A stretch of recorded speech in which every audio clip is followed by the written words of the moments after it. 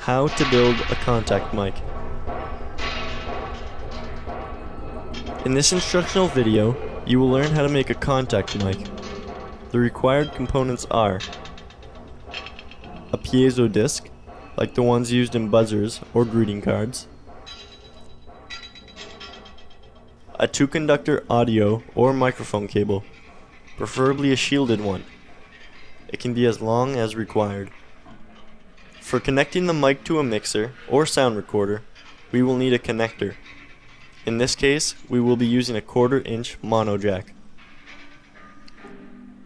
For soldering, we require solder, preferably lead-free, wire strippers for stripping the audio cable, also soldering paste that will help with soldering the microphone cable to the disc, since the surface of some piezo discs can be very polished and hard. And without using paste, it can be hard for the solder to properly fuse to the surface of the disc, or you could end up with a weak joint that can easily break apart. Finally, of course, we require a soldering iron and a wet sponge in case we need to clean the iron's tip. The first step is to strip the microphone cable. Begin by stripping the end where the microphone will be attached, removing about 1 inch of the outer insulation.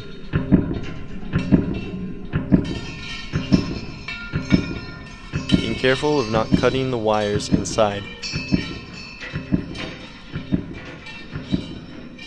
Since this is a shielded cable, we need to remove the bare wires surrounding the inside wires.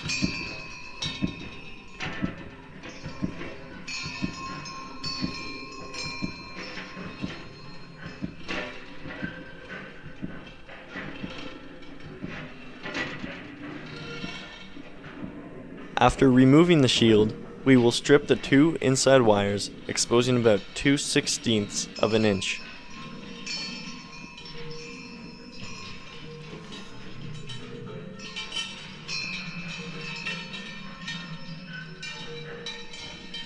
Since these are stranded copper wires, we twist the exposed ends to make them easier to handle.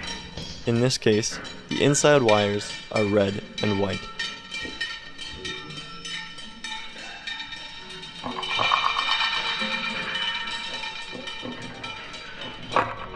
We will be soldering the red wire to the inside of the white part of the piezo disc and the white wire to the metallic outside ring.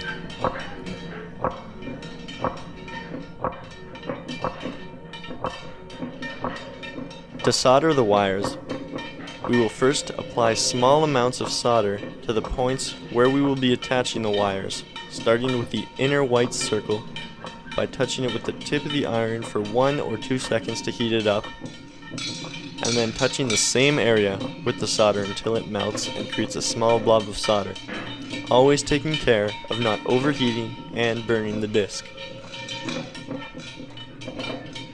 Then, we will take the soldering paste and rub a tiny amount on the metallic outside ring, choosing a spot close to the first soldering point and being careful of not spreading it too much and not doing it over the white inner area.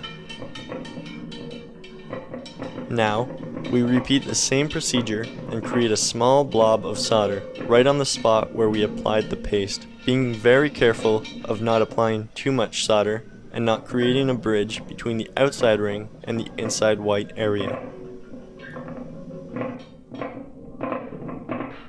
Next, we will proceed to prepare the wires for soldering them to the disc.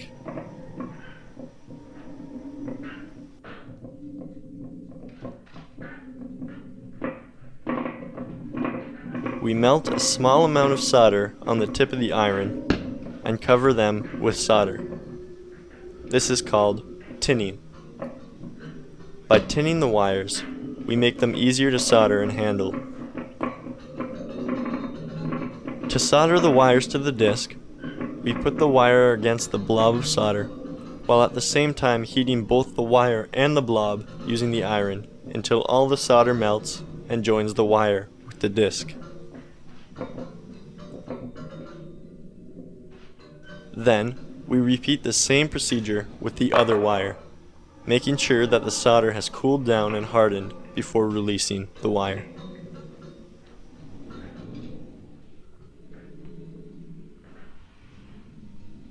We can then proceed to solder the jack to the other end of the cable. First stripping the wire in the same way we did before.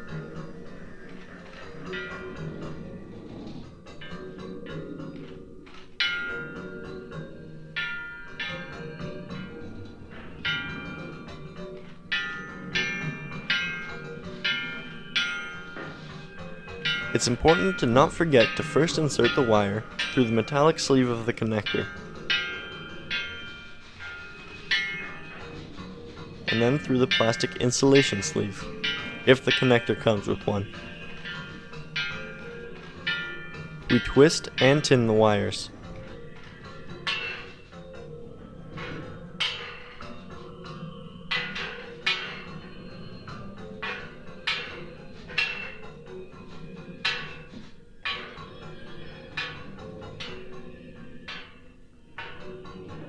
Then we insert one of the wires through the hole in one of the jack's terminals.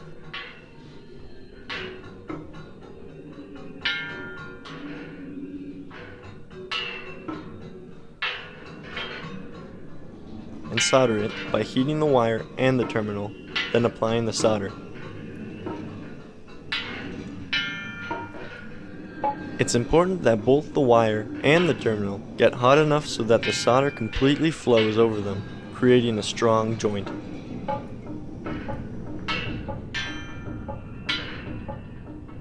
We then repeat the same procedure with the other wire, soldering it to the other terminal.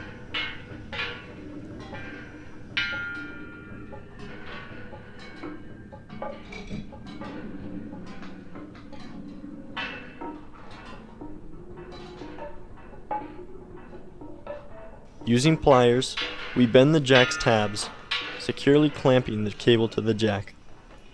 This is done to prevent any strain on the soldered joints when the cable is pulled.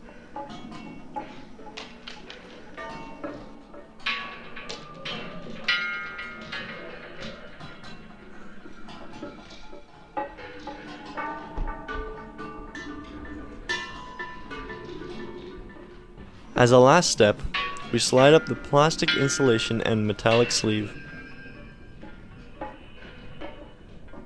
and screw it all the way in. And that's it. We've got a new contact mic. You can now go ahead and connect it to your mixer, sound recorder, or computer audio interface.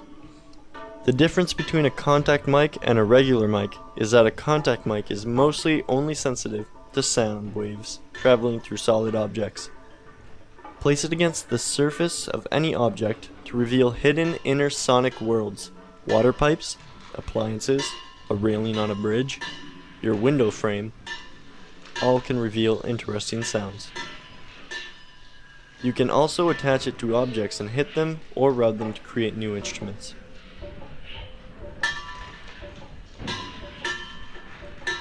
Targeted towards youth at high schools, art centers, and community centers, New Adventures in Sound Art facilitates the creation of new sound artworks by youth through collaboration during hands-on workshops including assembling a sound art instrument, making art with sound, making radio and a radio transmitter, and exploring the soundscape. Youth learn to create art entirely through sound, radio, electronics, and/or performance through exploration using technology. For more information, visit our website at www.naisa.ca.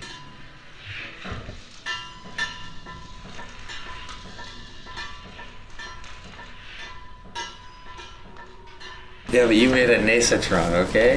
That's a lot more complicated than making this.